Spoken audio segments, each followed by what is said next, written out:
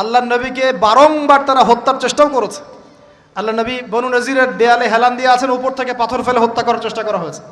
খাইবারে নবী যুদ্ধ করতে গিয়েছেন, তাকে বিষ পান করে প্রয়োগ করে হত্যা করার চেষ্টা করা হয়েছে।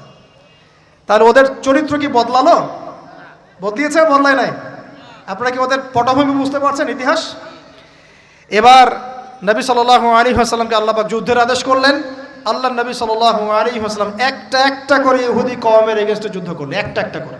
প্রথমে বনু কুরাইজা, বনু কাইনুকাকে বের করে দেওয়া হলো, তারপরে বনু নজিরকে বের করে দেওয়া হলো, তারপরে বনু কুরাইজাকে বের করে দেওয়া হলো, সর্বশেষ খায়বারে গিয়ে একটা একটা করে ইহুদিকে ওখান থেকে বের করে দেওয়া হলো।